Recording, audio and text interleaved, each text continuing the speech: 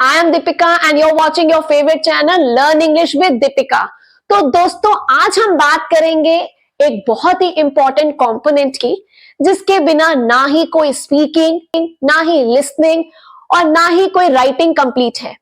जी हाँ, मैं बात कर रही हूँ सेंटेंस की और सेंटेंस के पार्ट्स की। आप लोगों ने सेंटेंस के पार्ट्स के बारे में तो सुना ही होगा, सब्जेक्ट एंड प्रेडिकेट।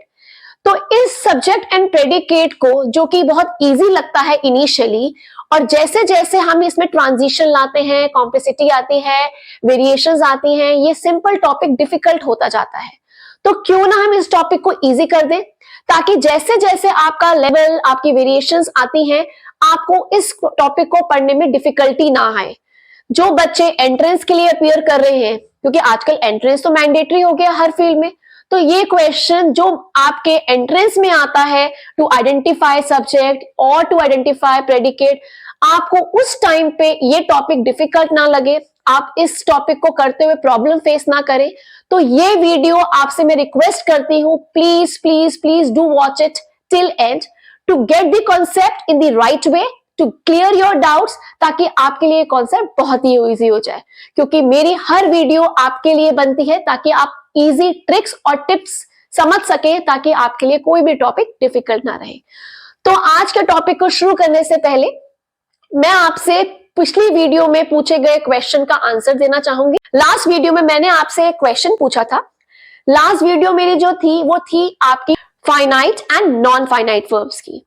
तो मैंने आपसे पूछा था, क्वेश्चन था, barking dog seldom bite. I gave you this sentence and I asked you to identify which type of non-finite verb is used in the given sentence. इस सेंटेंस में non-finite verb कौन सा यूज हुआ है? अगर आपने मेरी लास्ट वीडियो अच्छे से देखी थी तो आपको याद होगा, non-finite मैंने आपको बताया था infinitive, gerund and participle। और जिन लोगों ने मेरी लास्ट वीडियो नहीं देखी हुई है, प्लीज डू वॉच इट, ताकि आपका फाइनाइट और नॉन फाइनाइट का कॉन्सेप्ट भी इजीली क्लियर हो जाए। तो बार्किंग डॉग सेल्डम बाइट, इस सेंटेंस में हम बात करते हैं वर्ब की। तो इसमें हमारे दो वर्ब्स हैं, बार्किंग एंड बाइट। लेकिन अगर हम इस वर्ड को ध्यान से देखें तो जो डॉग है इट इज अ नाउन, और जो नाउन डॉग है, बार्किंग जो है वो उसको डिस्क्राइब कर रहा है कि डॉग कैसा है। तो when a word is used to describe a noun, तो वो डिस्क्राइबिंग वर्ड है। तो जब कोई एडजेक्टिव नाउन से पहले यूज होता है, that becomes participle। तो ये जो आपका वर्ड है barking, ये आपका प्रेजेंट पार्टिसिपल वर्ब है, और ये जो बाइट है ये आपका फाइनाइट वर्ब है। I hope you have got the answer of this question. Now let's move on to our current topic. We will be discussing about sentence and different parts of a sentence. Parts of sentence को जानने से पहले आपके लिए sentence को जानना बहुत ही important है। मैंने sentence and different kinds of sentences के बारे में अपनी फर्स्ट वीडियो में डिस्कस किया था बहुत ही डिटेल में। तो जिन लोगों ने मेरी फर्स्ट वीडियो नहीं देखी है, I request them to kindly watch that video carefully to clear the concept of different kinds of sentences। आज मैं आपको sentences बहुत शॉर्ट में बताने वाली हूँ। Sentence होता क्या है? It is a group of words that are put together to convey complete meaning। कोई भी sentence जो है, जब तक उसका एक complete meaning ना आए, वो sentence complete नहीं होता, वो sentence नहीं होता। For example, I am a student। इसमें मैंने 4 different words यूज किए हैं। I am a student, मैं एक स्टूडेंट हूं। तो ये पूरा जो है, जो डिफरेंट वर्ड्स मैंने यूज करे हैं, वो इस तरह से यूज करे हैं कि उनका एक कंप्लीट मीनिंग हो सके, ताकि वो सेंटेंस बन सके। So with this definition I hope the concept of sentence is clear. Now let's start the concept of parts of a sentence. तो हम पार्ट्स ऑफ सेंटेंस की बात करें तो there are 2 parts of a sentence, subject and predicate. तो subject and predicate ये 2 parts होते हैं सेंटेंस के। सब्जेक्ट क्या होता है, अब प्रेडिकेट क्या होता है, what is the difference between two? So I will be explaining you one by one. Subject होता है डूअर। अब डूअर कौन होता है? डूअर वो होता है जिसकी हम बात कर रहे हैं सेंटेंस में। Subject can be a noun, can be a pronoun. वो एक नाउन भी हो सकता है, वो एक प्रोनाउन भी हो सकता है। अगर हमें पहचानना है वो नाउन या प्रोनाउन जिसकी हम बात कर रहे हैं सेंटेंस में, हम उसको आइडेंटिफाई कैसे करें? We look at these examples. Rohit runs sentence में अगर हम देखें तो हम किसकी बात कर रहे हैं? कौन रन कर रहा है? तो आंसर इज रोहित।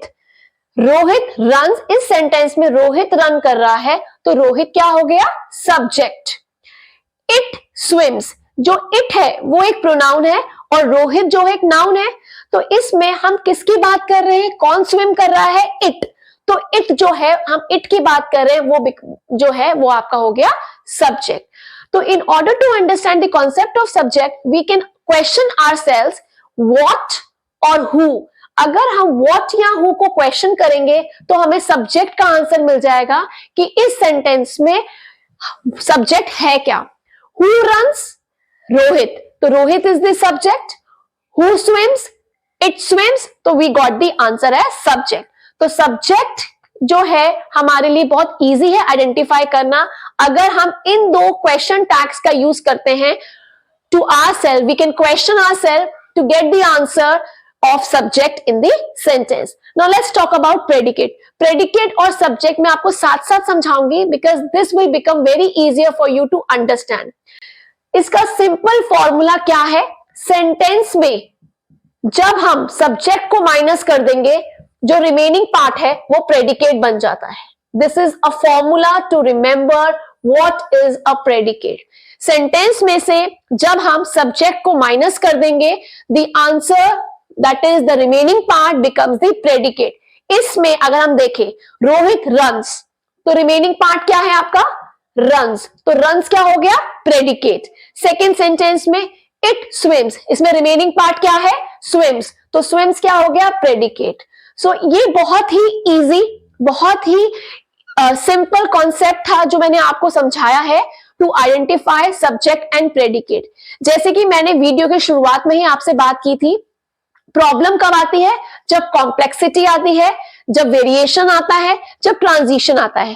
तो अब मैं बात करूंगी डिफरेंट टाइप्स ऑफ सब्जेक्ट्स की, फिर मैं बात करूंगी डिफरेंट टाइप्स ऑफ प्रेडिकेट की, ताकि आपका जो ये ब्रॉड कॉन्सेप्ट है सब्जेक्ट और प्रेडिकेट का वो क्लियर हो जाए और आपको कभी डिफिकल्टी ना आए। So let's start the next topic, different types of subjects.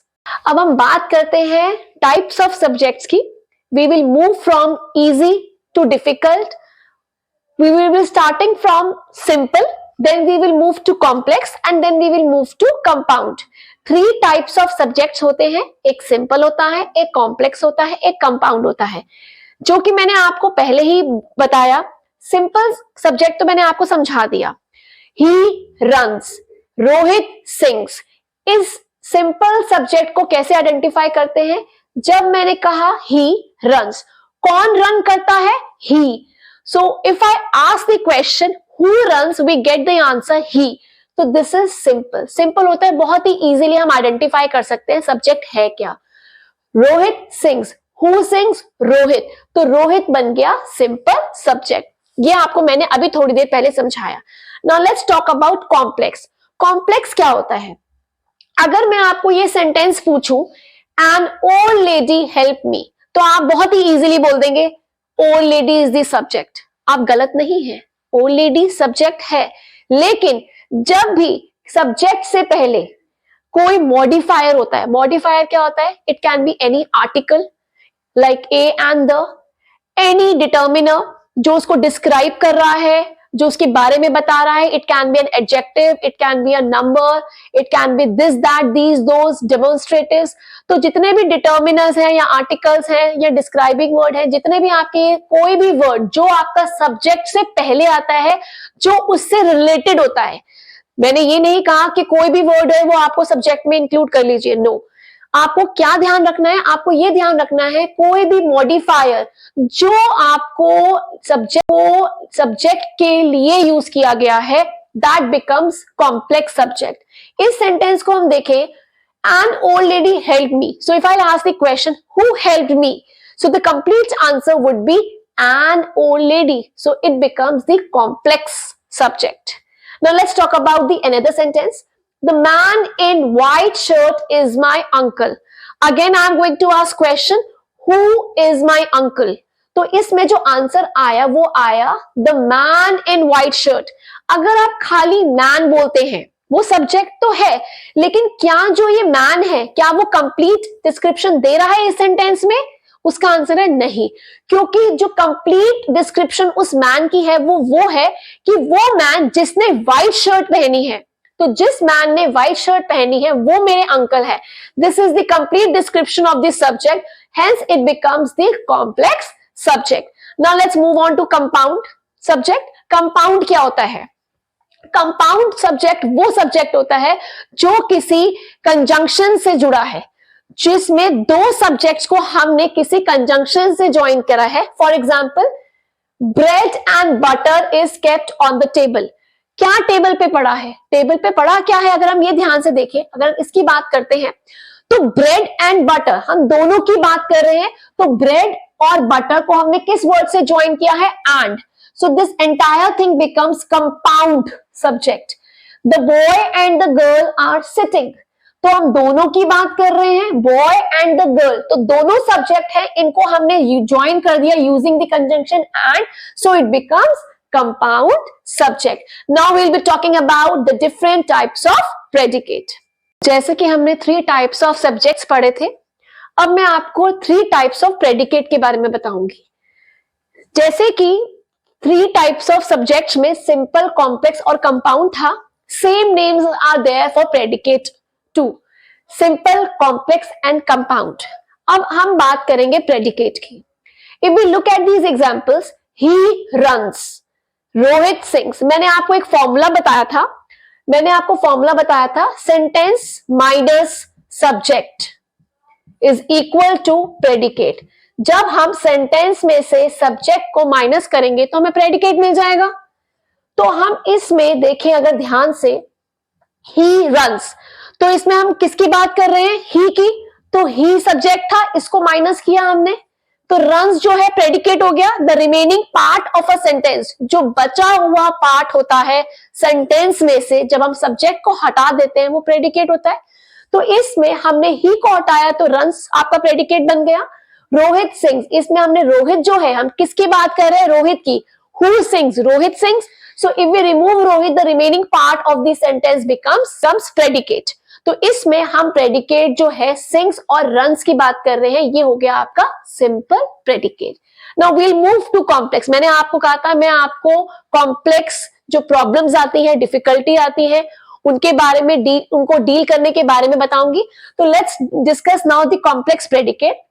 He came to school at 8 AM। तो मैं अगर इस सेंटेंस को देखूं, who came to school? He।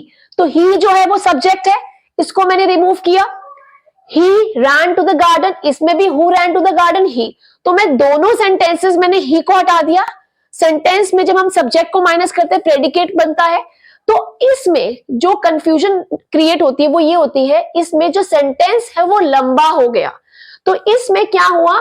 Anything which describes more about this subject becomes the complex predicate। तो वो complex बन जाता है। He came to school at 8 AM। तो स्कूल जो है उसके बारे में और बता रहा है कि वो कितने बजे स्कूल आया? 8 बजे। तो वो उसके बारे में और डिटेल्स दे रहा है, that becomes complex predicate। He ran to the garden। अगर he को हमने हटाया तो जो प्रेडिकेट है वो कहां गया? गार्डन में गया। अगर मैं ran पे खत्म करती तो सेंटेंस तब भी खत्म हो जाता, he ran। तो रैन जो था वो प्रेडिकेट था, लेकिन रैन के आगे मैंने और डिस्क्रिप्शन ऐड करी और वो बन गया complex predicate. I hope it is clear now. Now we'll talk about compound. जैसे हमने कंपाउंड सब्जेक्ट पढ़ा था with the joining word, with the conjunction, similarly compound predicate क्या होता है? उसमें भी आपका कंजंक्शंस का यूज होता है, जो दो चीजों को ज्वाइन कर देता है। For example, he jumped and fell down। तो मैं he हटा दूं, इसमें भी he हटा दूं, दोनों सेंटेंसेस में he हटा दूं, क्योंकि वो सब्जेक्ट है। he jumped and fell down। who jumped and fell down? he। तो हमने सब्जेक्ट हटा दिया। बाकी जो है प्रेडिकेट तो है, लेकिन फर्क क्या है? इसमें हमने and भी लिखा है, else भी लिखा है, तो ये थोड़ा कॉम्प्लिकेटेड सा हो गया। तो ये आपका बन गया compound predicate. With this simple, complex and compound, this entire concept of predicate is complete. Now I will be asking you the question of the day. तो आपके लिए क्वेश्चन है, तो क्वेश्चन आपके सामने है। क्वेश्चन है, an old man and his wife were killed. ये एक सेंटेंस आपके सामने है। You have to identify the subject in the given sentence. आप सबको बताना है इसमें सब्जेक्ट क्या है in the comment section. Please don't forget to like, subscribe, share, and please press the bell icon on. Thank you.